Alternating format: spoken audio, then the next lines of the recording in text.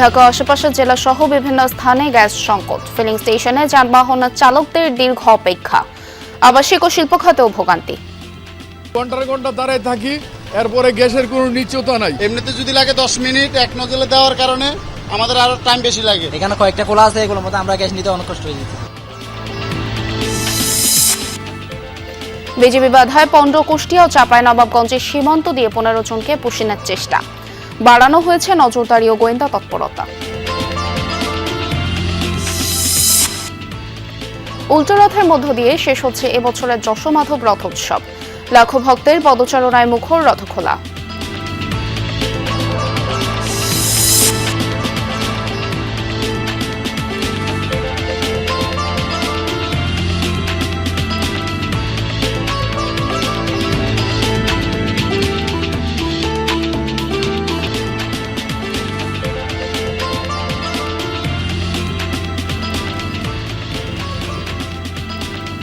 আমন্ত্রণ বিরতিহীন সংবাদ সারা দেশে। আপনাদের সঙ্গে আছি আমি স্নিগ্ধ পুরবী, আর এতক্ষণ দেখছিলেন শিরোনাম। ঢাকা ও আশেপাশের জেলা সহ দেশের বিভিন্ন স্থানে গ্যাস সংকটে ভোগান্তি পোহাতে হচ্ছে গ্রাহকদের।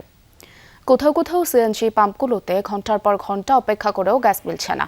ফিলিং স্টেশনে গ্যাসের চাপ কম থাকায় দেখা দিচ্ছে যানবাহনের দীর্ঘ লাইন। এতে বেশি বিপাকে পড়েছেন সিএনজি চালিত অটোরিকশা চালকরা। ভোগান্তি পোহাতে হচ্ছে আবাসিক গ্রাহকদেরও।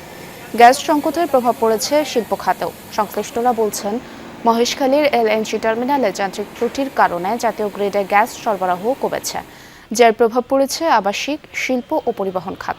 পাম্পে এক নজলে বেশি গ্যাস দেয় না। এমনিতে যদি লাগে 10 মিনিট এক নজলে দেওয়ার কারণে আমাদের আরো টাইম বেশি লাগে। যত পাম্প আছে ব্যাগুলো সিরিয়াল, সিরিয়াল মনে করেন আমি গ্যাস অত লইতে পারলাম না, সময় আমাতে পাইলাম না, কষ্ট হয়ে যেতেছে। গ্যাস কম বেশি সবগুলো বন্ধ, এখানে কয়েকটা খোলা আছে, এগুলোর মধ্যে আমরা গ্যাস নিতে অনেক কষ্ট হয়ে যেতে। গ্যাস সংকটের বিষয়ে আরো জানাতে গাজীপুর থেকে যুক্ত হচ্ছেন সহকর্মী পলাশ প্রধান। পলাশ, পাম্পগুলোতে কি অবস্থা দেখছেন এবং চাহিদা মতো গ্যাস মিলছে কিনা, কি তথ্য রয়েছে আপনার কাছে? পূর্বে সকাল থেকে চাপ অনেকটাই বাড়ছে, তবে টঙ্গীর সহ গাজীপুর সদর অধিকাংশ সিএনজি পাম্পে তারা একটি সিন্ডিকেট করছে, যে সিন্ডিকেট সম্পূর্ণ অবৈধ। আমি সেই দৃশ্য একটু দেখানোর চেষ্টা করছি। দেখুন যে এই যে বড় বড় যে লরিবাহী যে বিভিন্ন কলকারখানার অবৈধভাবে যে লরিগুলো, সেইগুলোর কারণে মূলত বিভিন্ন পরিবহনে গ্যাস দিতে পারছে না, যে কারণে তারা বিভিন্ন পরিবহনে বিপাকে পেতে হচ্ছে। আমি যদি একটু দেখানোর চেষ্টা করি, এখানে এত বড় বড় লরি রয়েছে, যে কেন এই পাম্পগুলোতে দেওয়ার কারণেই এই সমস্যাগুলো হচ্ছে। যেটি আমি দেখছি যে দেখুন যে এখানে কিন্তু একটি বিশাল লরির যেটি সেই এটি রয়েছে, যে কারণে মূলত এখানে যারা অন্যান্য যে পরিবহন রয়েছে তারা কিন্তু আসলে গ্যাস পাচ্ছে না। আর এই ধরনের অভিযোগগুলি মূলত রয়েছে। আমরা এখানে কেন এইগুলো পাম্পগুলো দিচ্ছে সেই কর্তৃপক্ষ রয়েছে, যারা রয়েছে তাদেরকে একটু দেখানোর চেষ্টা করবো। আসলে এখানে যারা রয়েছে, যারা গ্যাস দিচ্ছে, তারা কিন্তু আসলে এখান থেকে আসলে দৌড়ে পালিয়ে যাচ্ছে। কারোর সাথে কথা বলার আসলে সুযোগ পাচ্ছি না। একটু কথা বলার চেষ্টা করছি কেন আসলে এই পরিবহনগুলো দেওয়া হচ্ছে। আচ্ছা, এই বড় বড় ইয়েতে কেন দিচ্ছে আপনারা? আমরা তো এই জায়গার কর্মচারী, আমরা কি বলবো কেন দিচ্ছে? এটা অবৈধ সম্পূর্ণ, কেন দিচ্ছে এটা আমি সঠিক বলতে পারবো না। এর আগে প্রায় 10 থেকে 12টা দিয়েছিল, এখনো প্রায় 7 থেকে 8টা রয়েছে বিভিন্ন পরিবহন। না, গাড়ি আছে তো এখন বর্তমানে 3টা পাম্পে, আর এটা হবায় লাগাইলাম, এখন দিন এটা। আচ্ছা, এই বড় গাড়িগুলোর কারণে আপনারা পাচ্ছেন না সঠিক মতো এরকম? জি না স্যার, মানে এটার কারণে পাচ্ছেন না সঠিক চাপ এরকম? এখান থেকে আমি মানে কন্টিনিউ গ্যাস নিই না। আমি নরসিংদী, আমার বাড়ি নরসিংদী, ঠিক আছে। আমি এই ট্রাকের কারণে কি আপনারা গ্যাস পাচ্ছেন না? না, এটা ট্রাকের কারণে সামথিং সমস্যা হইতে পারে, কিন্তু যে এত সমস্যা হইব এটা বলার বাইরে। মানে একদম অবস্থা খুবই এটা হচ্ছে মনে করেন গোড়ার থেকেই খারাপ হইতেছে। প্রবি এখানে কিন্তু আরো বেশ কয়েকটি সিরিয়াল রয়েছে এই ধরনের ট্রাকগুলো, সেই ট্রাকগুলো কিন্তু আসলে পর্যায়ক্রমে দিবে। যদিও এখানে যারা কর্তৃপক্ষ রয়েছে ক্যামেরা দেখার কারণে আসলে তারা দৌড়ে পালিয়েছে। এটি হচ্ছে টঙ্গী মিলগেট আনুদ্বীপ সিএনজি পাম্প। যে আনুদ্বীপ সিএনজি পাম্পে আসলে এখানে প্রায় সময় বিশাল বড় বড় লরি এখানে এসে তারা গ্যাস নিচ্ছে, যে কারণে কিন্তু যারা সর্বসাধারণ অর্থাৎ বিভিন্ন পরিবহন তারা কিন্তু বিশাল একটি সমস্যার সম্মুখীন হচ্ছে। এই এই ধরনের বিশাল বড় বড় লরির কারণে যারা বিভিন্ন পরিবহন রয়েছে, সিএনজি অটো রয়েছে, তারা কিন্তু বিপাকে পড়ছে। তারা বলছে তাদের যে 200-র অধিক স্পিড থাকার কথা, এই ধরনের লরির কারণে তারা এখন বর্তমানে এক একটি সিএনজি 200, কেউ আবার 100 টাকা, কেউ আবার 20 টাকা 30 টাকারও গ্যাস পাচ্ছে, যে কারণে অনেক সমস্যার সম্মুখীন পড়তে হচ্ছে এই সিএনজি এবং প্রাইভেট কার যারা পরিবহন রয়েছে সে চালকরা। ধন্যবাদ পলাশ আপনাকে। কুষ্টিয়া দৌলতপুর সীমান্ত দিয়ে 8 জনকে পশিনার অপচেষ্টা রুখে দিয়েছে বিজেপি। 47 বিজেপি ব্যাটালিয়ন জানায় ভোর 5টার দিকে সীমান্তের জয়পুর এলাকা দিয়ে 8 জনকে নদীপথে বাংলাদেশ ভূখণ্ডের দিকে ঠেলে দেয় বিএসএফ। সাঁতার কেটে তারা সীমান্তের এপারে আসে। বিষয়টি টের পেয়ে ঘটনাস্থলে যায় বিজেপি। পরে ওই 8 জনকে তাৎক্ষণিক ভারতের অভ্যন্তরে ফেরত পাঠানো হয়। পুশিন ঠেকাতে বিভিন্ন সীমান্তে নজরদারি বাড়ানো হয়েছে বলে জানিয়েছে বিজেপির কর্মকর্তারা। চাঁপাইনবাবগঞ্জের গোমস্তাপুর উপজেলার চারালডাঙ্গা সীমান্তে 7 জনকে বাংলাদেশে পুশিনের চেষ্টা প্রতিহত করেছে বিজেপি। সকালে বিএসএফ এর সদস্যরা তাদের পুশিনের চেষ্টা করে। খবর পেয়ে বিজেপির সদস্যরা সেখানে গিয়ে তাদের বাধা দেয়। পরে বিজেপির বাধার মুখে 7 জন নোম্যান্স ল্যান্ডে অবস্থান নেয়। উল্টো রথের মধ্য দিয়ে আজ শেষ হচ্ছে এবছরের যশোমাধব রথোৎসব। বিকেলেও উল্টো রথ টানের আনুষ্ঠানিক উদ্বোধন করবেন প্রধানমন্ত্রীর বিশেষ সহকারী বিজেনকান্তি সরকার। যাত্রাবাড়ি থেকে কঠোর নিরাপত্তায় বিশাল রথটি টেনে নেওয়া হবে ধামরাইয়ের রথখোলা যশোমাধব মন্দিরে।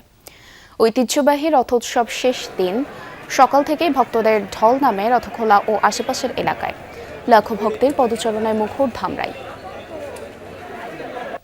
সারা দেশের জন্য মঙ্গল প্রার্থনায় আমরা এখানে সমবেত হই সবাই একসাথে। হিন্দুদের মধ্যে সবচেয়ে অন্যতম একটা অনুষ্ঠান, সেই জন্য আসাতে অনেক ভালো লাগে। জগন্নাথ দেব এবং ধামরাইদের মাধব রয়েছে, তো মানুষকে বা ভক্তকে কৃপা করার জন্য বেরিয়ে আসে।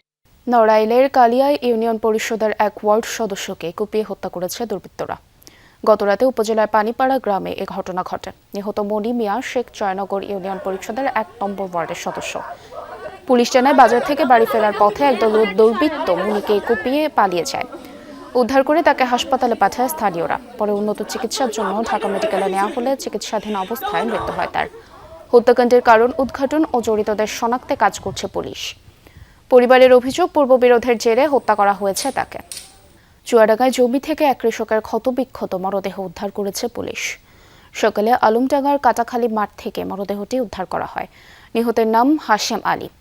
পুলিশ জানায় গতকাল বিকেলে নিজ জমিতে সার দিতে যান হাশেম। এরপর থেকেই তিনি নিখোঁজ। সকালে তার মরদেহ দেখতে পেয়ে পুলিশ খবর দেয় স্থানীয়রা। এরপর মরদেহ ময়নাতদন্তের জন্য মর্গে পাঠানো হয়। মার্কিন নতুন শুল্ক আরোপে বাণিজ্য পরিস্থিতির কোনো পরিবর্তন ঘটবে না, এমনটি বলেছেন বাণিজ্য মন্ত্রী খন্দকার আব্দুল মুক্তাদির। দুপুরে সিলেটের লাক্কাতুরায় দিনব্যাপী ফ্রি মেডিকেল ক্যাম্প, পরিবার পরিকল্পনা ও শিশু সেবা ক্যাম্পের উদ্বোধন করেন তিনি। এ সময় মন্ত্রী বলেন, মার্কিন যুক্তরাষ্ট্রের আগে যে শুল্ক নীতি ছিল তাদের আইন অনুসারে সময় অতিক্রম করায় নতুন করে একই মাত্রার শুল্ক থাকবে, তবে ভিন্ন নামে। তিনি আরো বলেন, গত কয়েক সপ্তাহ ধরে দেশের জ্বালানির দাম কম ছিল, নতুন করে দাম বাড়ানোর পরিকল্পনা নেই সরকারের। প্রকৃতপক্ষে শুল্ক পরিস্থিতির কোনো পরিবর্তন ঘটে নাই। এর আগে যেটা শুল্ক ধার্য করেছিল মার্কিন যুক্তরাষ্ট্র, সেটির তাদের আইন অনুসারে এটি 150 দিনের মাথায় উত্তীর্ণ হয়ে যায়। নতুন ঘোষিত একই মাত্রার শুল্ক সেটির স্থান নেবে। সো এটা একটা অ্যাকচুয়ালি রিপ্লেসমেন্ট, নতুন করে আর কোনো শুল্ক ধার্য হচ্ছে না। চীনের কুনমিং থেকে চট্টগ্রাম বন্দর পর্যন্ত মিয়ানমারের পাশ দিয়ে একটি সড়ক বের করার কাজ শুরু করবে সরকার, এমনটাই বলছেন ভূমিমন্ত্রী মিজানুর রহমান মিনু। দুপুরে রাজশাহী নগরে ন্যাশনাল হার্ট ফাউন্ডেশনের এক অনুষ্ঠানে অংশ নেন তিনি। এ সময় মন্ত্রী বলেন, প্রয়াত রাষ্ট্রপতি জিয়াউর রহমানের সবচেয়ে ঘনিষ্ঠ ছিল চীন। প্রধানমন্ত্রী তারেক রহমানও প্রথমে চীন সফর করেছেন। চীনের সাথে বিএনপির বন্ধুত্বপূর্ণ সম্পর্ক রয়েছে বলেও মন্তব্য করেন ভূমিমন্ত্রী। সরকার আশা করছে কুম্বিং থেকে চট্টগ্রাম পোর্ট একটা বার্মার সাইড দিয়ে একটা খুব দ্রুত একটা রাস্তা বের করা, আমরা খুব শর্টলি তাদের সঙ্গে আমাদের প্রিয় মহানবী বলে গেছেন, শুধু শিক্ষা নিতে হলে চীনে যাও। নারায়ণগঞ্জের শীতলক্ষা নদীর উপর নির্মিত হচ্ছে কদম রসুল সেতু। 2018 সালে একনেকে অনুমোদন পাওয়ার পরও নানা জটিলতায় নির্মাণ কাজ শুরু হয় বিলম্বে। এবার সেতুর পশ্চিম অংশে রেলওয়ের জায়গায় মার্কেট সহ অবৈধ স্থাপনার কারণে বাধাগ্রস্ত হচ্ছে প্রকল্পটি। এ নিয়ে স্থানীয়দের মধ্যে দেখা দিয়েছে তীব্র ক্ষোভ, যদিও সংশ্লিষ্ট কর্তৃপক্ষ বলছে দ্রুতই সমস্যার সমাধান করা হবে। শীতলক্ষ্যা নদী ঘেঁষা নারায়ণগঞ্জ প্রাচ্যের ডান্ডি। ধীরে ধীরে বহু উন্নয়ন হলেও নদী পারাপারে দুই পারের মানুষের একমাত্র ভরসা এখনও নৌকাই। অনেক দেন দরবার ও জল্পনা কল্পনার অবসান ঘটাচ্ছে শীতলক্ষ্যা নদীর উপর নির্মিত কদম রসুল সেতু। প্রায় 750 কোটি টাকার প্রকল্পটি 2018 সালে একনেক সভায় অনুমোদন পায়। নানা জটিলতা কাটিয়ে 2025 সালে জমি অধিগ্রহণ করা হয়। 2026 সালে প্রকল্পের মেয়াদ শেষ হবার কথা থাকলেও নতুন সময়সীমা নির্ধারণ করা হয়েছে 2028 সালের জুন মাস পর্যন্ত। এখানে যদি ব্রিজ হয় আমগুলো লেগে অনেক ভালো হবে, জনগণের লেগে ভালো হইব, সবার লেগে ভালো হবে। এই সেতুটা বাস্তবায়ন হলে বন্দরে যে লাখো মানুষ রোদে বৃষ্টিতে কষ্ট করে নদী পারাপার হয়, চিকিৎসার অভাবে ভুগতে হয়, ভালো চিকিৎসার জন্য কোনো ডাক্তার আমরা বন্দরে পাই না, নারায়ণগঞ্জে আসতে হয়, এই সমস্যাগুলি থেকে বন্দরের মানুষ পরিত্রাণ পাবে। লক্ষ লক্ষ মানুষ নদীর পূর্ব পারে বসবাস করে, তাদের ভীষণ কষ্ট, তারা রুগী নিয়ে আসা যাওয়া করতে পারে না। এত উপকার হবে, কারণ আমরা রেগুলার অফিস করি এখানে, তো ব্রিজ হলে আমাদের জন্য সুবিধা না, অবশ্যই সুবিধা। দীর্ঘদিনের দুর্ভোগ লাঘব হবে এমন আশায় বুক বেঁধেছেন স্থানীয়রা। কিন্তু সেতুর পশ্চিম অংশে রেলওয়ের জমি লিজ নিয়ে অবৈধ স্থাপনার কারণে মন্থর গতিতে এগুচ্ছে নির্মাণ কাজ। এই নিয়ে তীব্র ক্ষোভ দেখা দিয়েছে দুই পারের বাসিন্দাদের মাঝে। এই জায়গার জন্য তো আপনার বন্ধ হয়ে যাবে না, সেতু তার বন্ধ হবে না, এটা দ্রুত করাই উচিত। যেটা হচ্ছে জনগণের এবং সবার উপকারী, সেক্ষেত্রে যেটা সর্বসকলের জন্য ভালো সেটা করে দেওয়া ভালো। যদি এতে কোনো কিছু উচ্ছেদ করতে হয়, উচ্ছেদ করে আমাদের ব্রিজটা দ্রুততর কাজ শেষ করা উচিত। ব্রিজটা যদি তাড়াতাড়ি হয়ে যায় বা ব্রিজটা যদি আমাদের সবসময় থাকে, তাহলে আমরা দেখা যায় যে খুব ইজিলি আমরা মুভ করতে পারি। বাট এই যে নৌকার কারণে দেখা যায় যে আমরা এই পাই তো এই পাই না। প্রকল্প পরিচালক বলছে, যত দ্রুত অবৈধ স্থাপনা অপসারণ করে সেতু কর্তৃপক্ষকে বুঝিয়ে দেওয়া হবে, তত দ্রুতই শেষ হবে সেতুর নির্মাণ কাজ। সিটি কর্পোরেশনের প্রশাসক জানালেন, সেতু নির্মাণে যেসব সমস্যা রয়েছে তা দ্রুতই সমাধান করা হবে। সামনে আরো পাইলিং এর কাজ আছে, যে কাজগুলো আমরা 2 মাসের মধ্যে শেষ করতে পারবো, যদি আমাদেরকে সার্বিক সবাই মিলে আমাকে আরো একটু সহযোগিতা করে। যেই সমস্যার মধ্যে বন্দরবাসী নিপতিত, বন্দরঘাট বা অন্যান্য ঘাটগুলির মধ্যে গেলে বোঝা যায় মানুষ কত কষ্টের মধ্যে আছে, কিভাবে এই ঝড় বৃষ্টির মধ্যে তারা পারাপার হচ্ছে। এটা যাতে দ্রুত সমস্যার সমাধান হয়, সেটার জন্য আমাদের আগ্রহের কমতি নেই। শীতলক্ষ্যা নদীর উপর নির্মিত কদম রসুল সেতুটির মূল 380 মিটার অংশ বিশেষ তারে ঝুলন্ত অবস্থায় থাকবে। দুই পাশে পথচারীদের জন্য থাকবে প্রশস্ত ফুটপাত। বাংলাদেশের এখন পর্যন্ত প্রথম কেবল স্টেট ব্রিজ হতে যাচ্ছে। আমরা এটা ট্রাই করছি যাতে নদীর মধ্যে কোনো পিয়ার না পড়ে এবং নদীর নাব্যতা যাতে ক্ষতিগ্রস্ত না হয়। এই কারণেই আমরা মূলত এই সেকশনে কেবল স্টেট ব্রিজটা আমরা এই পদ্ধতিটা গ্রহণ করছি। প্রকল্পটা শেষ হবে, দেখবেন যে এটা বাংলাদেশের অন্যতম একটা সুন্দর সেতু হতে যাচ্ছে। রাহিম সারোয়ার, যমুনা নিউজ। বন্যার আগাম সতর্ক বার্তা পৌঁছাচ্ছে না নদীপাড়ের মানুষের কাছে। জামালপুরে এমন বাস্তবতা তুলে ধরে সম্প্রতি প্রতিবেদন প্রচার করেছিল যমুনা টেলিভিশন। সেই প্রতিবেদনের পর নড়ে চড়ে বসেছে স্থানীয় প্রশাসন। কি পরিবর্তন এসেছে মাঠ পর্যায়ে এবং তা কি কাজে লাগবে সাধারণ মানুষের, জানাচ্ছেন সাগর ফরাজি। বন্যার পানিটা আসে, এত পানি কিন্তু আমগরে উপজেলা থেকে কোনো সময় আমগরে একটু মাইকেন দিয়ে জানায়ও না। অনেক ঝুঁকির মধ্যে পড়ে যায়। তো মাইকিংটা করার ফলে আমাদের জনসাধারণ অনেক ভালো হয়েছে। প্রশাসনের এই কাজটা আমাদের খুব ভালো লাগছে। ঘোষণা, বন্যায় সচেতন হই, বন্যার আগে প্রস্তুতি নিন। একই এলাকা, একই নদীর পাড়, কিন্তু বদলে গেছে বাস্তবতা। সম্প্রতি যমুনা টেলিভিশনে প্রতিবেদন প্রচারের পর নড়ে চড়ে বসেছে জামালপুরের প্রশাসন। ওষুধ, জরুরি পরিবহন ও চিকিৎসকদের নিয়ে প্রস্তুত চিকিৎসা বিভাগ। মাইকিং শুনলাম রাস্তা দিয়ে, সেদিন বলে গেল যে বন্যার পানি আসতেছে, আপনারা সতর্ক হন। বন্যা পানির আসবো, ভাত রান্না করার নাগবো, তার জন্য উঁচা করে মাটি চিলা বানায় রাখি। যেহেতু এটা হার্ড পয়েন্ট, যমুনা এবং ব্রহ্মপুত্রের অববাহিকায় আমাদের এই অঞ্চলটি এবং খুবই ক্ষতিগ্রস্ত হয় বন্যা আসলে, আর এই অঞ্চলে বেশি বেশি প্রচারণা হওয়া দরকার। প্রতিবেদনে উঠে আসে বন্যাপ্রবণ এলাকায় বসবাসকারী মানুষের কাছে পৌঁছাচ্ছে না আগাম সতর্কবার্তা। রাইমসের পূর্বাভাস আর পানি উন্নয়ন বোর্ডের দাবির মধ্যে ছিল ফারাক। আর সবচেয়ে বড় ভুক্তভোগী ছিলেন নদীপাড়ের মানুষ। সেই প্রতিবেদন প্রচারের পরই বদলাতে শুরু করে চিত্র। জেলা তথ্য অফিস বলছে, বন্যার ঝুঁকিতে থাকা অন্তত 15টি এলাকা এরই মধ্যে পৌঁছে দেওয়া হয়েছে সতর্কবার্তা। দেখানো হচ্ছে বন্যাকালীন করণীয় নিয়ে প্রামাণ্য চিত্রও। জেলার বিভিন্ন উপজেলা ইউনিয়ন বন্যা কবলিত স্থান নদী ভাঙ্গন কবলিত স্থান সহ বিভিন্ন এলাকায় প্রচার করছি। তাছাড়া আমরা যখন যমুনা টেলিভিশনের এই প্রতিবেদনটা দেখেছি তখন এটি আমাদের আরও উৎসাহ জুগিয়েছে। আমাদের মন্ত্রণালয় আমাদের অধিদপ্তর এই বিষয়ে আমাদেরকে নির্দেশনা দিয়েছেন। দিন দিন বৃদ্ধি পাচ্ছে জেলার নদ নদীর পানি। বিপদসীমার কিছুটা নিচে থাকলেও হালকা বন্যার সতর্ক বার্তা দিয়েছে বন্যা পূর্বাভাস ও সতর্কীকরণ কেন্দ্র। সাগর ফরাজি, যমুনা নিউজ, জামালপুর। বিভিন্ন বিশ্ববিদ্যালয়ে শিক্ষার্থীদের উচ্চশিক্ষা বিষয়ে নির্ভরযোগ্য তথ্য দিতে জাহাঙ্গীরনগর বিশ্ববিদ্যালয়ে অনুষ্ঠিত হয়েছে হায়ার স্টাডি 360 ডিগ্রি প্রোগ্রাম। সকালে বিশ্ববিদ্যালয় জহির রায়হান মিলনায়তনে অনুষ্ঠিত হয় এই আয়োজন। অনুষ্ঠানে উচ্চশিক্ষা বিষয়ে ভিসা, গাইডলাইন, আবেদন প্রক্রিয়া, স্কলারশিপের সুযোগ সহ উচ্চশিক্ষা সংক্রান্ত বিভিন্ন বিষয়ে শিক্ষার্থীরা যেন সঠিক তথ্য পান সে বিষয়ে গুরুত্ব দেওয়া হয়। অতিথি হিসেবে উপস্থিত ছিলেন যুক্তরাষ্ট্রীয় দূতাবাসের ইনফরমেশন অ্যাসিস্ট্যান্ট ডক্টর মারা বার্ট এবং outreach coordinator doctor Sohel Iqbal. এছাড়া প্রধান অতিথি হিসেবে উপস্থিত ছিলেন বিশ্ববিদ্যালয়ের উপাচার্য কাবুল আহসান। আয়োজনে দেশের বিভিন্ন বিশ্ববিদ্যালয়ে প্রায় 400 শিক্ষার্থী অংশ নেয়। অনুষ্ঠানে মিডিয়া পার্টনার ছিল যমুনা টেলিভিশন। এই প্রোগ্রামটির মূল ইনিশিয়েটিভ থাকে আমাদের ক্যাম্পাসের স্টুডেন্টদের authentic information, visa guidance, application process, scholarship opportunities, research opportunities সম্পর্কে সম্পূর্ণ তথ্য অথেন্টিকভাবে দেয়া। মাছ চাষে বাংলাদেশের সাফল্য নতুন নয়। উৎপাদনে বিশ্বের শীর্ষ 5 দেশের একটি হলেও রফতানিতে এখনও কাঙ্ক্ষিত অবস্থানে পৌঁছাতে পারেনি। সেই চ্যালেঞ্জ মোকাবেলায় এখনই উদ্যোগ নিতে হবে সরকারকে। বিশেষজ্ঞরা বলছেন, প্রচলিত পদ্ধতিতে পানির গুণগত মান, রোগ নিয়ন্ত্রণ এবং উৎপাদনের ধারাবাহিকতা নিশ্চিত করা কঠিন। তাদের মতে, আন্তর্জাতিক মানের মাছ উৎপাদন বাড়াতে আধুনিক প্রযুক্তি সাধারণ চাষিদের কাছে সহজলভ্য করার বিকল্প নেই।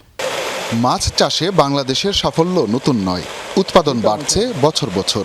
জাতিসংঘের খাদ্য ও কৃষি সংস্থার 2026 সালের প্রতিবেদনে আবারও উঠে এসেছে বাংলাদেশের নাম। চাষের মাছ উৎপাদনে বিশ্বে বাংলাদেশের অবস্থান 5ম, কিন্তু উৎপাদনের এই সাফল্য রপ্তানিতে প্রতিফলিত হচ্ছে না।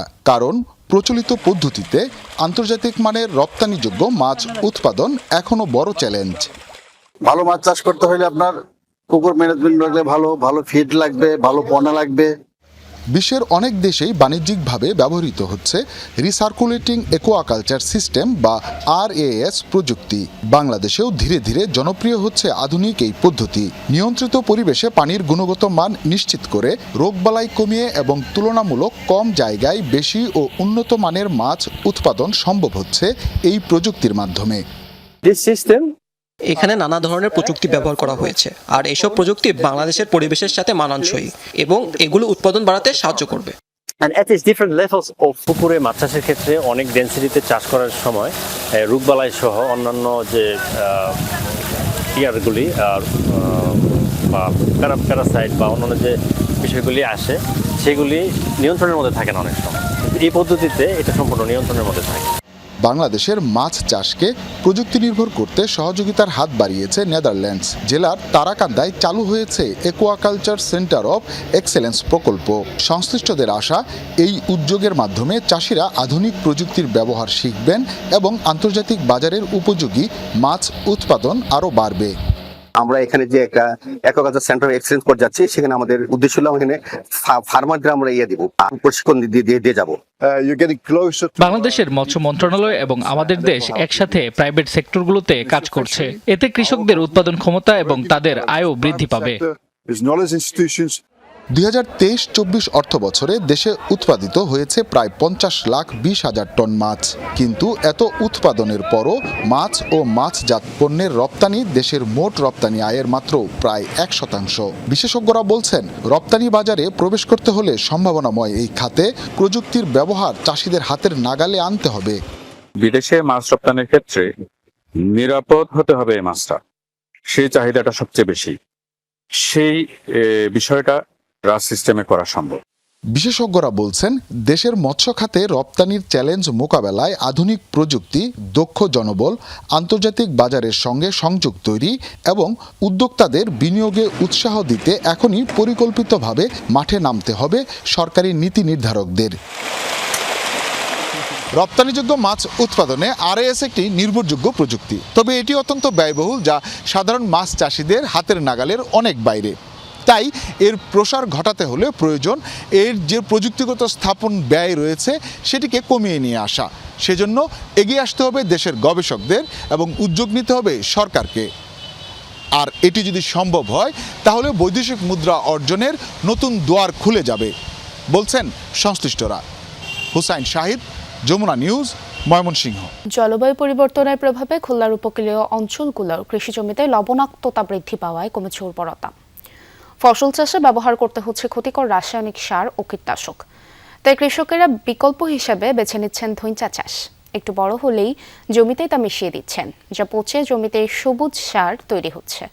কৃষকরা বলছেন এই পদ্ধতি ব্যবহারের ফলে রাসায়নিক সার ও কীটনাশক অনেক কম ব্যবহৃত হচ্ছে, বেড়েছে ফসলের উৎপাদনও। সবুজে ছেয়ে আছে বিস্তীর্ণ কৃষি জমি, তবে অর্থ উপার্জনের জন্য নয়, মাটির স্বাস্থ্য ফিরিয়ে আনতেই ধইঞ্চা চাষ করেছেন কৃষকরা। খুলনা জেলার বটিয়াঘাটা উপজেলার লবণচড়া এলাকার কৃষক আবুল বাশার গত বছর প্রতিবেশীকে দেখে এবার নিচের 15 বিঘা জমিতে ধইঞ্চা চাষ করেছেন। গাছ কিছুটা বড় হলে তার জমিতেই মিশিয়ে দেওয়া হচ্ছে। কয়েক সপ্তাহের মধ্যেই এগুলো পচে পরিণত হবে প্রাকৃতিক সারে। বড় ধানের পরে যে সময়টা গ্যাপ থাকে, ওই সময়টায় জীবনদার পরামর্শে এইখানে ধনচে লাগাইছি এবং ধনচে লাগানোর পরে এখন এটা চাষ দিয়ে জমির সাথে মিশিয়ে দিচ্ছি, এতে সবুজ সার হবে। গত বছর কৃষি কর্মকর্তাদের পরামর্শ নিয়ে পরীক্ষামূলক ধইঞ্চা চাষ করেছিলেন শাহজাহান হোসেন। আমন ধান চাষে জমিতে তার কোনো রাসায়নিক সারই দিতে হয়নি, এমনকি ব্যবহার করতে হয়নি কীটনাশকও। এতে একদিকে যেমন তার উৎপাদন খরচ কমেছে, অন্যদিকে পেয়েছেন রাসায়নিক মুক্ত ফসল। আমার এখানে আমি একটু পরীক্ষামূলক রাখছিলাম, এত নীলবর্ণ ছিল যে কাটা পর্যন্ত কোনো সার এখানে লাগেনি, শুধু ধনচে চাষ করার পরে। শুধু আবুল বাশার বা শাহজাহান নয়, জমির উর্বরতা বাড়াতে ধইঞ্চা চাষ করেছেন এ এলাকার অনেকেই। একসময় এ অঞ্চলে ধইঞ্চা শুধু জ্বালানি হিসেবে ব্যবহার হতো। মাটির উর্বরতা ফেরাতে আশানুরূপ সাফল্য পাওয়ায় দিন দিন এর প্রসার বাড়ছে।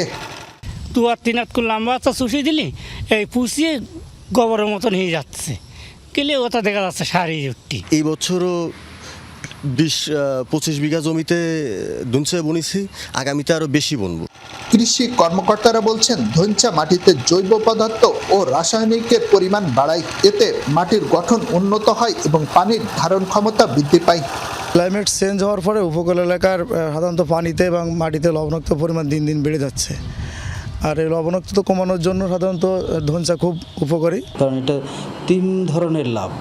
একটা হলো জৈব পদার্থ বাড়ছে, সয়েল টক্সিসিটি কমছে, তারপরে আমাদের সয়েল হেলথ ডেভেলপমেন্ট হচ্ছে, সয়েল মাইক্রোবিয়াল অ্যাক্টিভিটিস বেড়ে যাচ্ছে। খুলনা কৃষি সম্প্রসারণ অধিদপ্তরের তথ্য অনুযায়ী গত বছরের চেয়ে এবার প্রায় 75 হেক্টর জমিতে বেড়েছে ধইঞ্চা চাষ।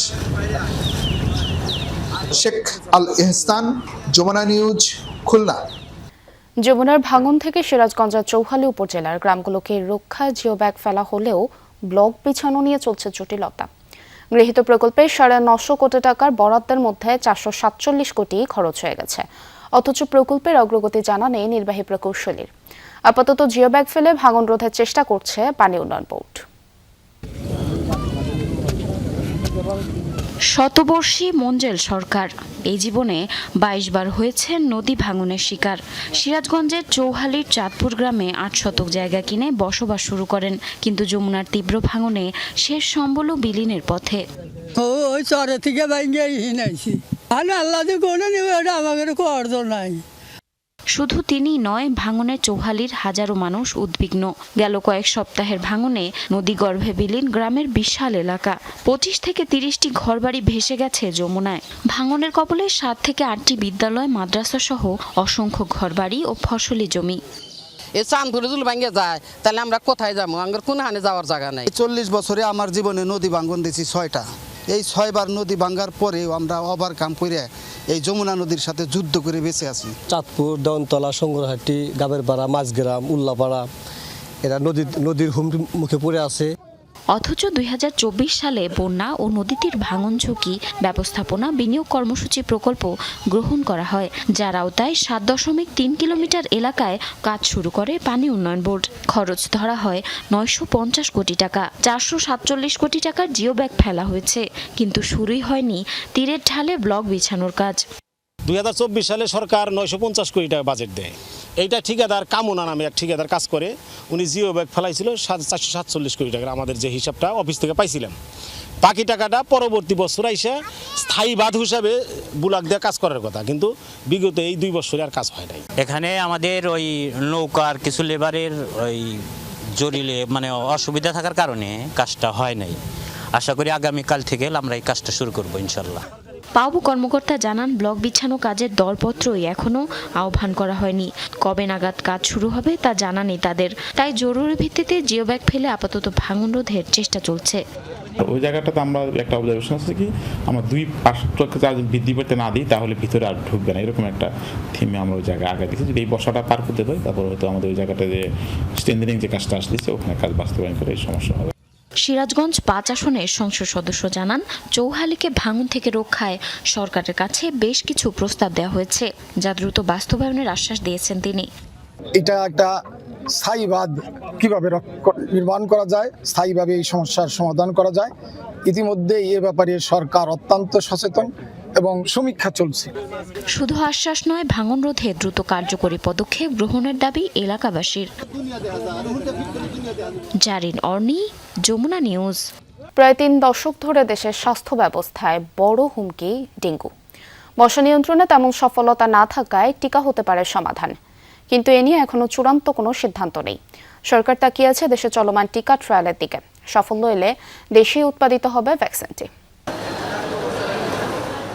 বিশ্বের অনেক দেশেই উদ্বেগের নাম ডেঙ্গু। এর 4টি সেরোটাইপ বা ধরনের কারণে পুরোপুরি সফল টিকা আসেনি এখনো। তবে আশা জাগিয়েছে জাপানের তাকেদা কিউডেঙ্গা ভ্যাকসিন। প্রথম দেশ হিসেবে সম্প্রতি এর অনুমোদন দিয়েছে ভারতের স্বাস্থ্য বিভাগ। আগামী বছরের মাঝামাঝি সময়ে টিকার প্রয়োগ শুরু হতে পারে। এছাড়া ডেনভ্যাক্সিয়া নামের আরও একটি টিকারও অনুমোদন দিয়েছে কয়েকটি দেশ। হামের প্রকোপের মধ্যেই দেশে বাড়ছে ডেঙ্গু, আছে মৃত্যুর ঘটনাও। আগামী 2 মাসে এটি আরও বাড়তে পারে। এই অবস্থায় আবারও আলোচনায় ডেঙ্গুর টিকা। সিঙ্গাপুর, থাইল্যান্ড, মালয়েশিয়া ওরা এখন এগুলা মানে চালু করে নেই ভ্যাকসিনগুলো। আজ খুব এফেক্টিভ হলে তো ওদের দেশে তো টাকার অভাব নেই, তাহলে তো ওরাও ইয়ে করে দিত। সরকার এখনও ডেফিনেট প্ল্যান আমরা দেখি মন্ত্রণালয়ের সাথে বসে কি করা যায় সেভাবে সিদ্ধান্ত নেবে। এখনও কোনো প্ল্যান ওরকম ডেজিগনেটেড কিছু করা হয়নি।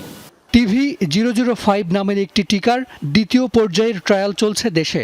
সফলতা পেলে 1 ডোজের এই টিকার উৎপাদন হবে দেশেই। এতে কম টাকায় টিকা পাবে দেশের মানুষ।